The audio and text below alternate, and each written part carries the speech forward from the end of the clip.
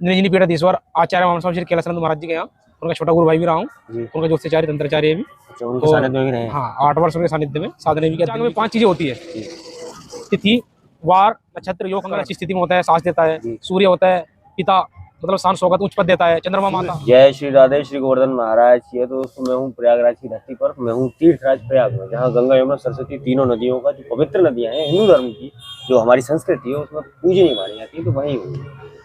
तो वहाँ हूँ, मेरे साथ हैं महाराज जी, आचार्य जी हैं, तो अपने बारे में परिचय देंगे। महाराज जी सबसे पहले हम परिचय जानेंगे, फिर इनसे सवाल जवाब करेंगे महाराज जी। तो क्या महाराज जी क्या नाम है? जय श्री महाकाल। जय श्री महाकाल। मेरा नाम डॉक्टर पंडित मोहित ज्योतिषाचार्य है। राष्ट्रीय धर्मरक्षक मंत्री, राज ज्योतिष चैप्टर चेयरमैन उत्तर प्रदेश, और राज पुरोहित राज ज्योतिषी संगठन संरक्षक उत्तर प्रदेश। और इस समय हम वर्तमान में उज्जैन में हमने अध्ययन किया है। उज्जैन? हाँ, महर्षि पाणिनि विश्वविद्यालय में। अच्छा, पाणिनि से जी। वैसे पहले हम वर्तमान में उज्जैन में, इससे लॉकडाउन से पहले हम हरिद्वार में श्री आचार्य महामंडलेश्वर निरंजनी पीठाधीश्वर आचार्य मामा स्वामी श्री कैलासानंद महाराज जी के यहाँ उनका छोटा गुरु भाई भी रहा हूँ। उनका ज्योतिषाचार्य तंत्राचार्य भी। अच्छा, उनके सानिध्य में भी रहे हैं। हाँ, 8 वर्ष उनके सानिध्य में साधना भी किया, अध्ययन भी किया। अच्छा। और ज्योतिष वगैरह का अभ्यास भी किया।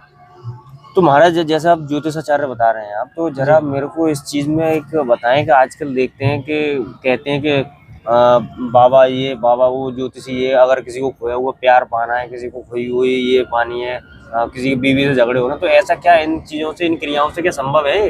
देखिए, ज्योतिष एक मार्ग है जी।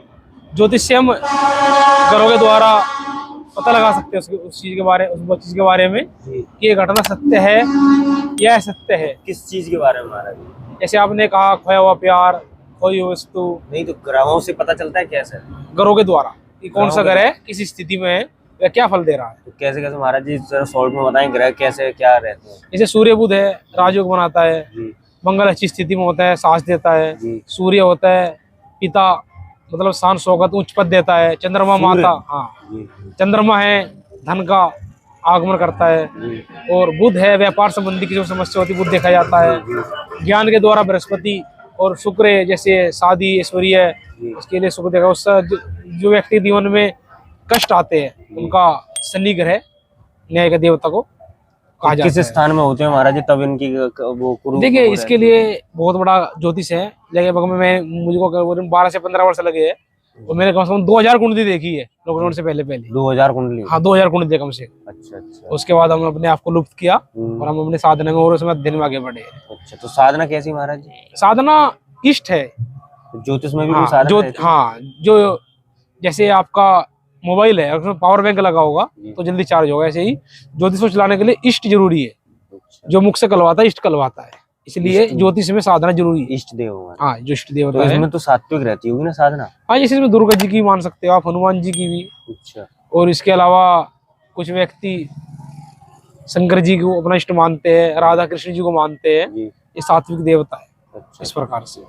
तो तामसी में जैसे महाकाल है, काल भैरव है। और इसके बाद कटकालिका है, तामसी देवी है, काली देवी है, और भी बहुत सारी साधनाएं होती है। तो ज्योतिष महाराज जैसे नक्षत्रों का खेल है, ग्रहों का खेल है। जी जी। तो ज्योतिष के बारे में जरा सा ऐसा कुछ संक्षिप्त विवरण ऐसा हो कि लोग जो देख रहे हैं वो तुरंत समझ जाएं कि हाँ, इस तरीके से हम ऐसे समझ सकते हैं, ये हमें कष्ट है तो हम आचार्य जी के पास जाए या किसी शास्त्री के पास जाए। पंचांग में 5 चीजें होती है।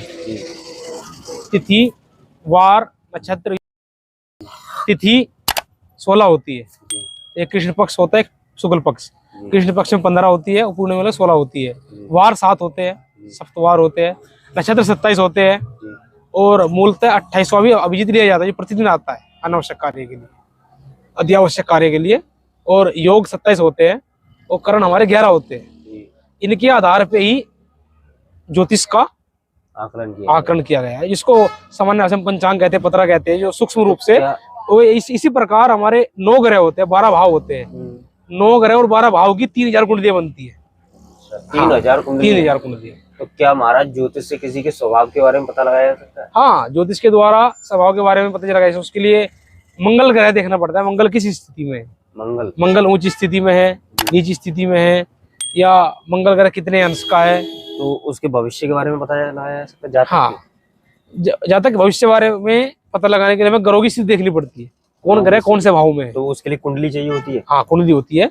कुंडली में 12 भाव होते हैं, 9 ग्रह होते हैं। या ऐसे नहीं महाराज जी, नाम जानकर और चेहरा देखकर बहुत से ज्योतिषी ऐसे होते हैं, चेहरा और नाम से वो राशि ले लेते हैं और राशि के आधार पे राशि में कौन ग्रह गोचर कर रहा है, क्या चल रहा है, उस पर फलादेश करते हैं।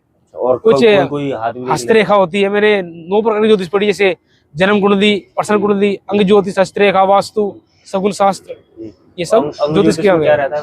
अंग ज्योतिष डेट ऑफ बर्थ पे, जैसे आपकी अंक ज्योतिष, अंग ज्योतिष, अच्छा। जैसे आपका जन्म तारीख, महीना, सन, इसके आधार में चलता है। नहीं, अंक ज्योतिष, हाँ, अंग ज्योतिष, वो मैं भाई तो पूछ रहा था ये क्या होता है? अंक ज्योतिष तो यही तारीख पर जन्मतिथि पे चलती है हमारी।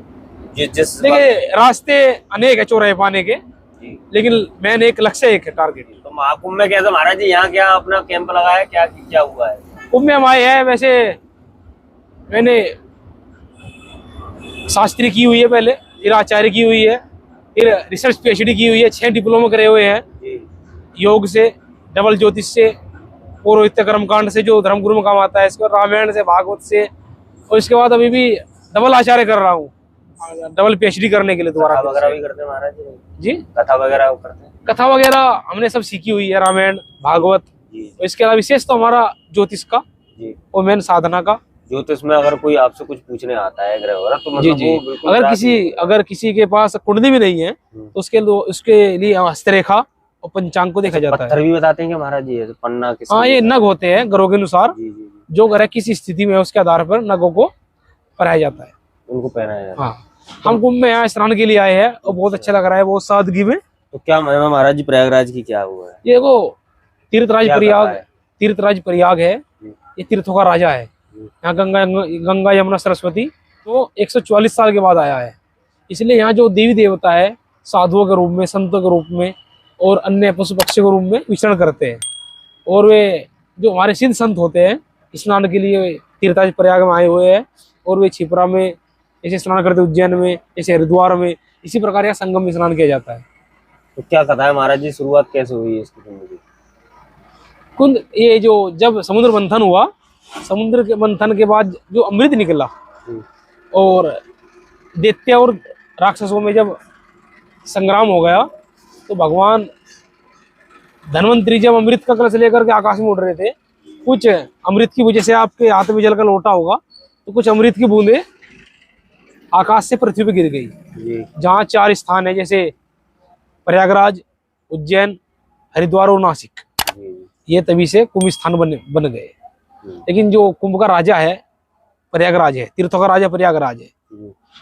सबसे ज्यादा जो वर्तमान जनसंख्या है प्रयागराज में है।